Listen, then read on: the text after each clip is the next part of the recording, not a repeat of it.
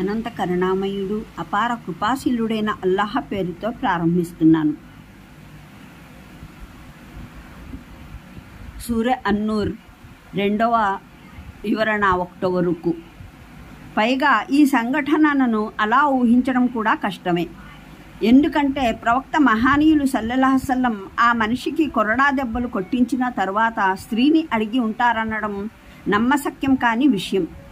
బుద్ధిపరంగానూ న్యాయపరంగానూ జరగవలసిన దాన్ని దైవప్రవక్త సల్లల్లాహు అలైహి వసల్లం కూడా ఉపేక్షించి ఉండరు. అతను ఆ స్త్రీ పేరు చెప్పగానే స్త్రీని అడగకుండా ఈ కేసులో తీర్పు చెప్పేవారు కాదు. ఈ వాదననే సహల్ బిన్ సఅద్ ఉల్లేఖనం కూడా సమర్థిస్తోంది. అందువల్ల 2వ ఉల్లేఖనం నమ్మతగింది కాదు. నేర నిరూపణ అయిన తర్వాత వ్యభిచారికి వ్యభిచారినికి ఏ శిక్ష విధించాలి అన్న విషయంలో ధర్మశాస్త్రవేత్తల మధ్య భేదాభిప్రాయం ఉంది. విభిన్న ధర్మశాస్త్రవేత్తల బంధాలు ఈ విషయంలో దిగువనిస్తున్నాము. వివాహిత స్త్రీ పురుషులకు వ్యభిచార శిక్ష.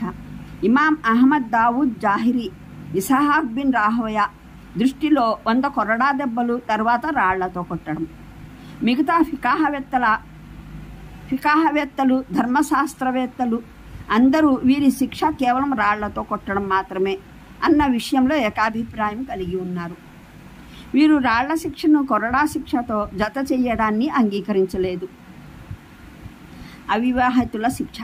Imam Shafi, Imam Ahmad, Ishaq, Dawud, Zahir, Sufyan Sauri, Ibn Abi Laila, Hasan bin Saliha దృష్టిలో 100 కొరడా దెబ్బలు, 1 సంవత్సరం కాలం పాటు నగర బహిష్కరణ. స్త్రీ పురుషులు ఇద్దరికీ ఇమాం మాలిక్, ఇమాం ఔజాయి ప్రకారం పురుషునికి 100 కొరడా దెబ్బలు, 1 సంవత్సరం నగర బహిష్కరణ. స్త్రీకి కేవలం 100 కొరడా దెబ్బలు, నగర బహిష్కరణ. అంటే వీరందరి దృష్టిలో అపరాధిని నగరం నుంచి వెలివేసి కనీసం నమాజ్ హస్ర చేయడం తప్పనిసరి, వాజిబ్ అయ్యేంత దూరానికైనా పంపించాలి. కానీ జైద్ బిన్ అలీ, ఇమాం జాఫర్ సాదిక్ దృష్టిలో ఖైదు చేయడం వల్ల కూడా నగర బహిష్కరణ ఉద్దేశం నెరవేరుతుంది. ఇమాం అబూ హనీఫా ఆయన శిష్యుడు ఇమాం అబూ యూసుఫ్, ఇమాం జుఫర్, ఇమాం ముహమ్మద్ ప్రకారం ఈ సందర్భంలో వ్యభిచార శిక్ష హద్. స్త్రీ పురుషులు ఇరువురికి కేవలం 100 కొరడా దెబ్బలు. దీనిపైన అదనంగా మరే శిక్ష, ఉదాహరణకు ఖైదు, నగర బహిష్కరణ వంటివి పెంచడం. హద్ దైవం నిర్ణయించిన శిక్ష, క్రిందికి రాదు. అది తాజీర్, ప్రభుత్వం నిర్ణయించే శిక్ష అవుతుంది. న్యాయమూర్తి పరిశీలించి అపరాధి దుష్ట స్వభావి అని లేదా నేరస్తురాలి సంబంధాలు చాలా గాఢమైనవని భావిస్తే ఆయన అవసరం రీత్యా నగర బహిష్కరణ కూడా వేయగలడు, నగర బహిష్కరణ కూడా చేయగలడు, ఖైదు కూడా విధించగలడు. హద్ తాజీర్లలో గల వ్యత్యాసం ఏమిటంటే హద్ నిర్ణీతమైన శిక్ష, అది నేర నిరూపణ. నిబంధనలన్నీ పూర్తి అయిన పిదప తప్పనిసరిగా విధించబడుతుంది. తాజీర్ అన్నది చట్టం రీత్యా పరిమాణము, రూపము పూర్తిగా నిర్ణీతమైనవి కావు. కేసు పరిస్థితుల దృష్ట్యా న్యాయస్థానం అందులో హెచ్చుతగ్గులు చేయగలదు. ఈ విభిన్న పంథాల వారు ప్రతి ఒక్కరూ విభిన్న హదీసులను ఆధారంగా తీసుకున్నారు. వాటిని మేము ఇక్కడ పొందుపరుస్తున్నాము. హజరత్ ఉబాదా బిన్ సాబిత్ ఉల్లేఖనాన్ని ముస్లిం, అబూ దావుద్, ఇబ్ను మాజా, తిర్మిజీ, ఇమాం అహ్మద్ ఉటంకించారు. అందులోని పదాలు ఇలా ఉన్నాయి: నేనిచ్చేది పుచ్చుకోండి, ఇచ్చేది పుచ్చుకోండి. అల్లాహ్ వ్యభిచారుణులైన స్త్రీల విషయంలో విధాన నిర్ణయం చేశాడు. అవివాహిత పురుషుడు అవివాహిత స్త్రీతో వ్యభిచరిస్తే 100 కొరడా దెబ్బలు, 1 సంవత్సరం కాలం నగర బహిష్కరణ. వివాహిత పురుషుడు వివాహిత స్త్రీతో వ్యభిచరిస్తే 100 కొరడా దెబ్బలు, రాళ్లతో కొట్టడం. ఈ హదీసు ప్రమాణాల రీత్యా సరైనదే. అయినా సరైన ఉల్లేఖనాల మహారాశిని గమనిస్తే మనకు తెలిసేదాన్ని బట్టి దీని మీద ప్రవక్త కాలంలో ఎప్పుడూ అమలు జరగలేదు. సన్మార్గగాములైన ఖలీఫాల కాలంలోనూ జరగలేదు. ఇంకా ఫికహావేత్తల్లోనూ ఎవ్వరూ సరిగ్గా ఈ ఆదేశానికి అనుగుణంగా ఫత్వా ఇచ్చిన దాఖలాలు లేవు. ఇస్లామియా ఫిఖహ ధర్మశాస్త్రంలో ఏకగ్రీవమైన మాట ఏమిటంటే వ్యభిచారి వ్యభిచారిణి, రక్షితులా రక్షణ లేనివారా, వివాహతులా కారా అన్న ఒక్క విషయాన్ని వేర్వేరుగా పాటించడం జరుగుతుంది. అవివాహితుడైన పురుషుడు వివాహిత స్త్రీతో వ్యభిచరించిన, అవివాహిత స్త్రీతో వ్యభిచరించిన ఉభయ పరిస్థితుల్లోనూ అతనికి లభించే శిక్ష ఒక్కటే.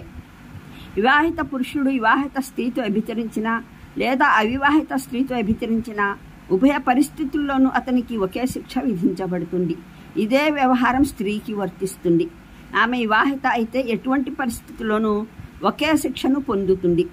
ఆమెతో వ్యభిచరించిన పురుషుడు వివాహితుడైనా అవివాహితుడైనా, అలాగే అవివాహిత లేదా కన్య అయిన పక్షంలోనూ ఆమెకు ఒకే శిక్ష పడుతుంది.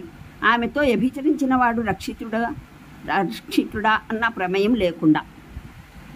హజరత్ అబూ హురైరా, హజరత్ జైద్ బిన్ ఖాలిద్ జుహానీ ఉల్లేఖనాన్ని బుఖారీ, ముస్లిం, అబూ దావుద్, తిర్మిజీ, నసాయి, ఇబ్ను మాజా, ఇమాం అహ్మద్ ఉటంకించారు. దాని ప్రకారం ఇద్దరు అరబ్బు పల్లెవాసులు ప్రవక్త మహానీయుని సన్నిధిలోకి ఒక కేసు తెచ్చారు. ఒకడు ఇలా అన్నాడు: నా కొడుకు ఇతని ఇంట కూలీకి పనిచేసేవాడు. అతడు ఇతని భార్యతో అక్రమ సంబంధం ఏర్పరచుకున్నాడు. నేను అతనికి 100 మేకలు, ఒక దాసిని ఇచ్చి రాజీ కుదుర్చుకున్నాను. కానీ తెలిసిన వారు అది దైవగ్రంథానికి వ్యతిరేకమని చెప్పారు. మీరు మా మధ్యన దైవగ్రంథం రీత్యా తీర్పు చేయండి. రెండవ వ్యక్తి కూడా అన్నాడు: మీరు దైవగ్రంథం రీత్యా తీర్పు చేసి వేయండి అని. ప్రవక్త శ్రీ ఇలా అన్నారు: నేను దైవగ్రంథం ప్రకారమే తీర్పు చేస్తాను. నీ మేకలు దాసి నీకే తిరిగి ఇచ్చివేయాలి. నీ కుమారునికి 100 కొరడా దెబ్బలు, 1 సంవత్సరం నగర బహిష్కరణ. తరువాత ఆయన సల్లల్లాహు అలైహి వసల్లం అస్లం తెగకు చెందిన ఒక వ్యక్తిని పిలిపించి, ఉనేస్, నీవు వెళ్ళి ఇతని భార్యను అడుగు. ఆమె అంగీకరిస్తే ఆమెను రాళ్లతో కొట్టించు అని పురమాయించారు. తదనుగుణంగా ఆమె అంగీకరించింది.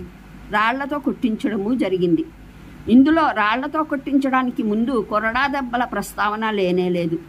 పెళ్లి కాని పురుషునికి పెళ్లి అయిన స్త్రీతో వ్యభిచరించినందున కొరడా దెబ్బలతో పాటు నగర బహిష్కరణ శిక్షను సైతం విధించడం జరిగింది.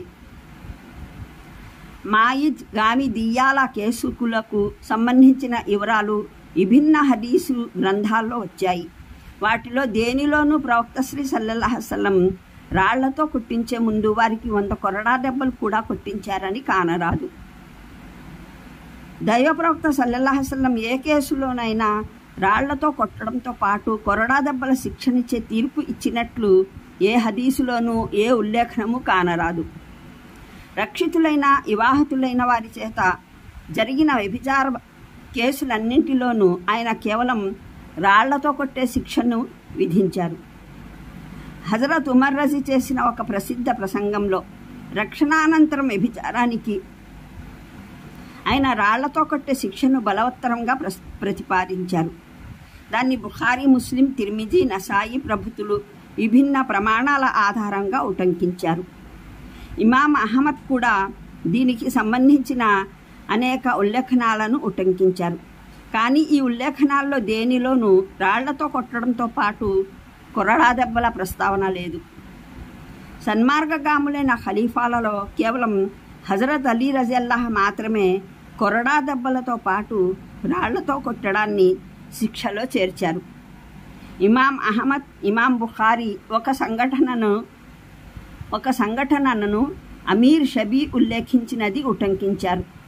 అందులో షురాహ పేరుగల ఒక స్త్రీ తనకు అక్రమమైన గర్భం ఉందని అంగీకరించింది.